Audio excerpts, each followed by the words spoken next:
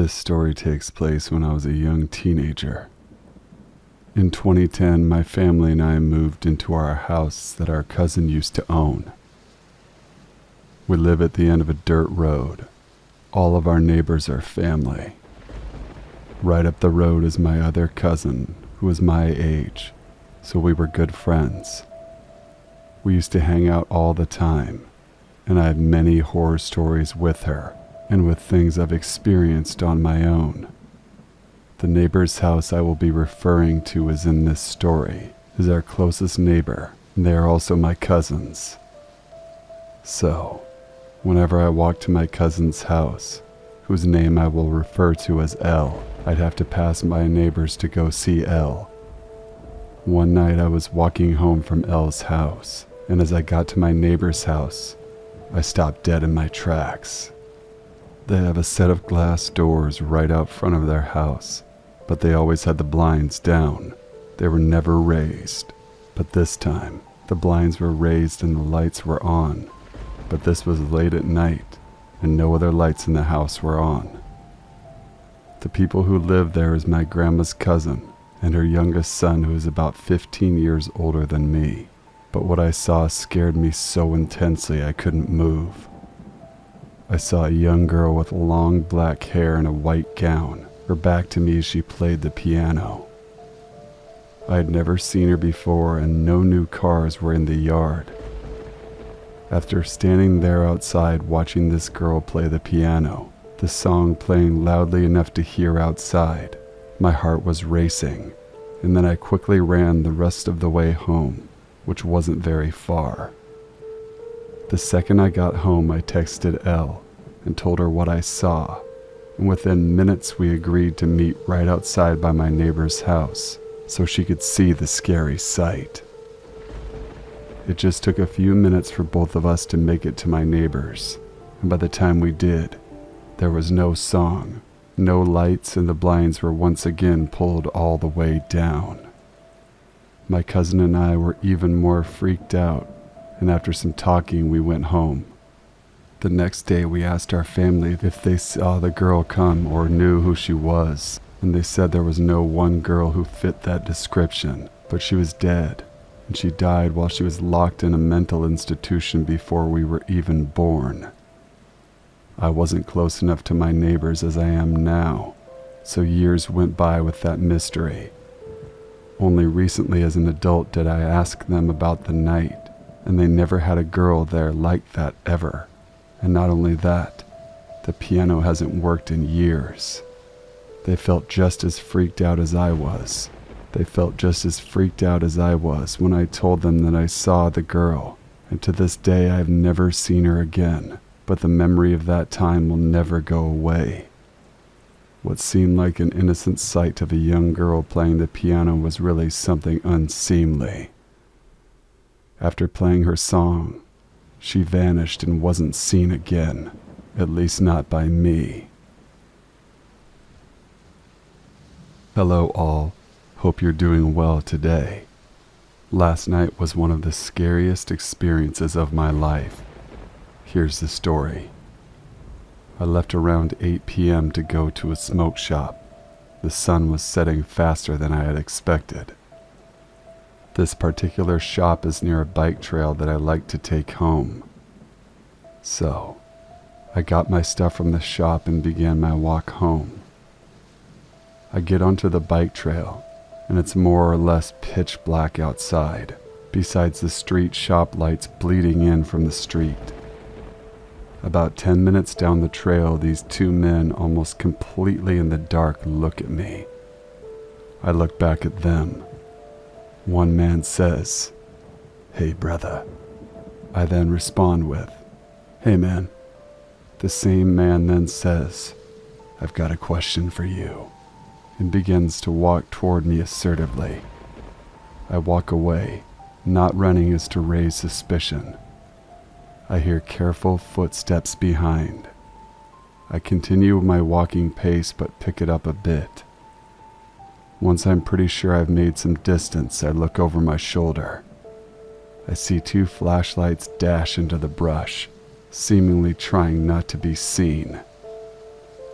I take the first path that leads into the neighborhood. I managed to get away, but there was a chemical smell in the air that one of my Discord friends suggested was crack due to the rubber-like odor. In closing, don't go into a dimly lit area at night. This was a few years ago, so I will post it as if I, a female 23 years old, I was leaving my apartment on a Thursday night at 11 p.m. I was on my way to pick up my boyfriend from work downtown in a large city. I left out the back exit to the alley I parked in and saw a car with its lights on up to the right of me. This was not out of the usual, as security stayed in this spot on slow nights, since there is a 24-hour store on the other side, and we were located in the back alley. I got into my car, and the car I had seen blocked me in. At first, I was incredibly confused as a man got out of the car. He then gestures to a gun in his pocket. Here's where people could say I could have done so many things, like a horror movie where you know better, but they walk towards danger. I froze. All I could do was say, no. I locked my doors. I could have hit the panic button, but I chose not to. I could have driven into him, pinning him to his car. All I could say was, no. Somehow, after what felt like an hour, the man leaves. Mind you, the complex is built in a U shape around our parking lot. If I had made a commotion, people would have come. He simply drove to the next spot over and parked. I sped off and called 911. I said, I think I just got held up at gunpoint. I was still in shock and never actually saw the gun. They took my claim with a grain of salt and said they would have extra patrol in my area.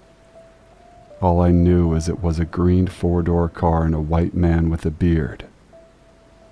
I picked up my boyfriend and we came home. Now, a week later is where it takes a turn. I usually picked up weed every Thursday, and I hadn't the previous week. When I called this week, they informed me that I could not have friends call and order in my name. They let me know that a man had given my full name, date of birth, and home address to the only place I ordered from at my usual time. The store explained that a Middle Eastern man with no beard accepted my delivery. I asked when this was, and they said around 11 p.m. the previous Thursday, right in front of my apartment. I first asked who the driver was, because I knew them all, then explained my situation and asked for the number they had called. I was able to talk to the driver, who explained to me that a different vehicle and man had picked up my $10 order in front of the building. I then reverse searched the number and found the man who had held up my car. I found him on Facebook. He worked at a Walmart 30 minutes away. His Facebook was riddled with photos of automatic rifles. I called the police and explained all of this. They did nothing. I'm 15 years old and I live with my family. I'm usually home alone due to the fact that my family is always at work. When this first started, I was home alone like normal and showering while listening to music. My sister was supposed to come home early, so when I heard knocks on the bathroom door, I thought it must be her. I said, "Yeah, what happened?" No reply. I was a bit confused but thought she just knocked and simply walked away until the second knock. I turned my music volume down to hear if she had anything to say. I didn't hear anything and I started to get irritated.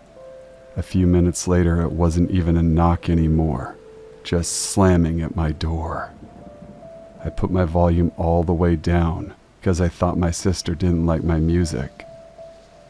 I finished my shower quickly and stormed out to ask her what the hell her problem was. I walked around the house and I was home alone. She got home 2 hours later. I asked her if she got home 2 hours ago, and she said no and asked me why I was asking. I never told her why, because I didn't want to scare her. Also, I told my friends about it, and they said that in total, there was 3 knocks, so it must have been a ghost. I have no idea. What do you guys think? So, it was a normal day in the mid-1970s. My father and grandfather would travel 20 kilometers walking over train tracks daily. They actually needed to travel from one station to another, which are 20 kilometers apart for work, but usually it was a mere railway section, so only one train ran throughout the day, one up and one down on their journey. My father and grandfather had to catch the train in time to arrive to work on time. So the day it occurred, the train was announced to be delayed, so they started walking over the train tracks following the route over to the next station.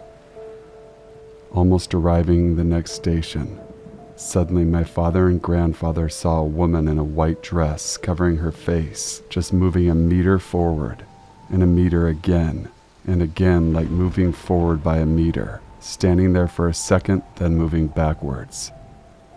It was a completely strange and bizarre encounter for them. During that time, the place was heavily populated with goons and thieves, who even carried weapons and shot people at random. Every 2 to 3 days, there were news of thieves or goons shooting people, so a woman in a railway track between nowhere was very strange to see. They thought she might have lost her way, or may have some mental health issue. The place this encounter happened was very near to the next station, around 2 kilometers away. They thought she might be from the next town over, so they decided to look into the matter. They started approaching her and were 50 meters away when they heard the horn of the train, which sounded near, so they got off the tracks, and that time the woman was standing 20 meters away. The train actually came close and kept honking the horn for the woman who was still there to move, but she kept doing this weird front and back swaying motion. My father and grandfather thought that she would move hearing the train and that she might have a mental problem, but before that, it was too late. The woman was cut down by the train right in front of them. They were both frightened and afraid of what just happened, so they ran towards the next train station. My father ran forward and said he remembered grandfather following him running, but as he reached the next station, grandfather seemed to be missing. Many things and efforts were put to find him, but still to this date my grandfather is missing. We believe that the woman was a demon or ghost who was hit by the train before and was wandering the place of her death just to take another soul. Thank you guys for watching and listening to the end. If you want your true scary story featured on an upcoming video, send it to my email in the description box below. Until we meet again, stay sinful.